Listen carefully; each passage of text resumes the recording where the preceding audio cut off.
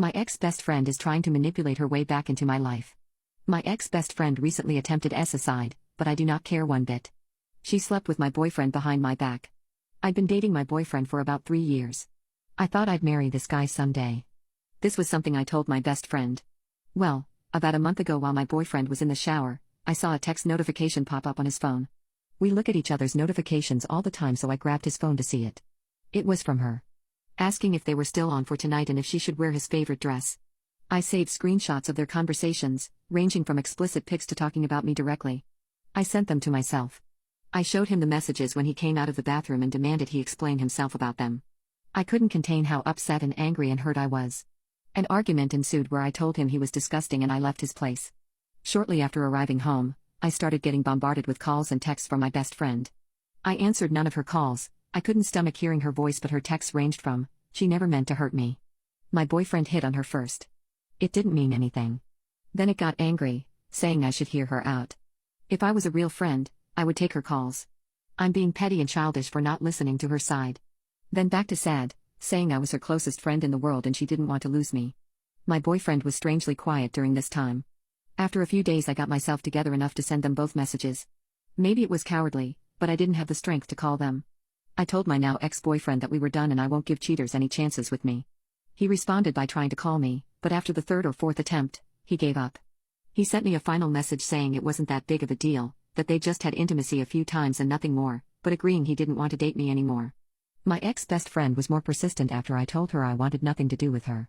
Day after day I'd get messages and calls from her. Demanding to talk. Demanding we resolve this.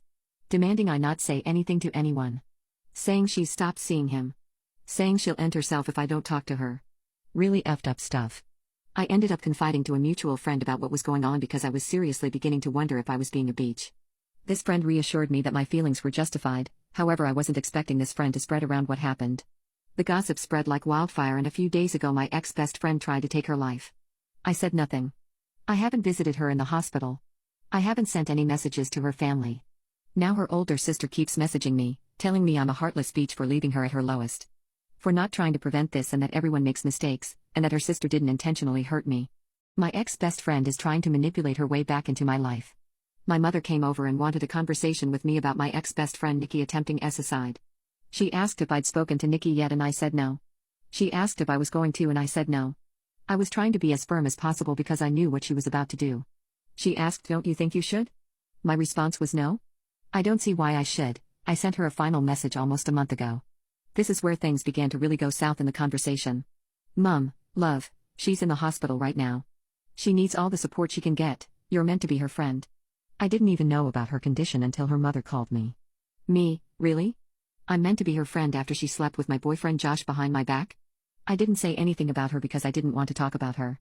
Mum, are you really going to hold a silly grudge? I understand she hurt you, but she's hurting so much more right now. Me, she's hurting? Mum, yes you both are. I raised you to be a kind, forgiving person. Why can't you forgive her? Me, what? Like how Dad should have forgiven you for cheating too? I admit this was a low blow for me and the conversation spiraled into an argument from there with both of us saying some not so kind things to each other. Eventually I decided the conversation was over because we were just going around in circles and heading into yelling territory, so I told her to leave and I'll try talking to her again when we've both calmed down. When she was leaving, she said this, "I hope you're not as cruel as your father." I'm typically not an angry person, but this infuriated and hurt me. I lived 50-50 between my parents. They both made sure I had everything I could need or want, but she felt her situation and struggles were undeserved. Dad never helped with bills or payments that didn't involve me. She expected more. Cheaters always do. I didn't say anything when she left, I just blocked her number and social media accounts and cried. She cared more about the girl who had hurt her daughter than said daughter. She realized pretty quick what had happened and came back the next day, but Dad told her I didn't want to talk to her and she had to leave. It took maybe half an hour before she finally left. The new few days she kept trying to reach me through other people, but I stayed silent. A few more days later, I decided I felt calm enough to talk to her and unblocked her. We spoke over the phone, which wasn't as exciting as above. Basically it was her apologizing and telling me she was wrong for trying to force me to forgive Nikki, that she'll respect my decision but tried to suggest I think about it. I very firmly told her I was not forgiving Nikki. She just said okay. Things didn't really feel the same with us. She kept giving me updates about Nikki. The first time she did it, she told me Nikki had been put on a 72-hour psych hold, assessed and eventually released.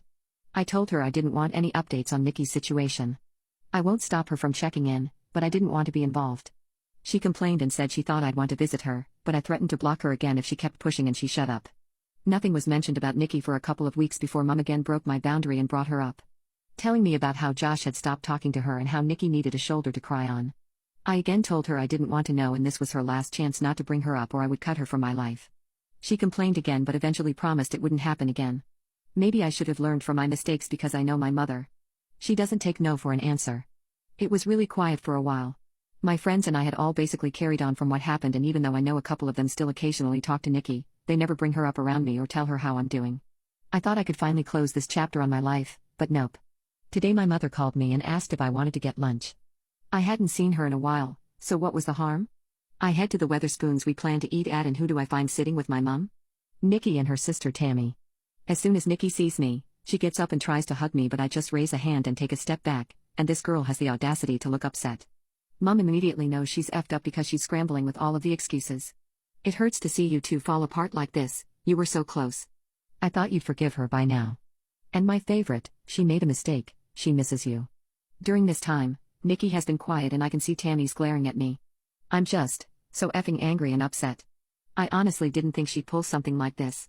I wanted to leave and cry, but I looked at Nikki and said, for someone who's made a mistake, she sure hasn't apologized for it, yet. She had this guilty look on her face and muttered something about me having her blocked and having no way to. I said, is that really all you have to say? And she just looked at me confused. I was done. I turned to leave and her sister started yelling after me, saying that I owed Nikki a second chance with all the trauma I put her through. While Nikki was begging me to just listen to her and talk to her. I told them all to F off and never contact me again and left. I managed to get out of there before Tammy started a fight and went home, where I sent my mom a text a while ago telling her she'd better lose my number because she no longer has a spot in my life. Then I blocked her and just cried. My dad's been doing his best to comfort me, but it just hurts so bad that my own mother did this to me.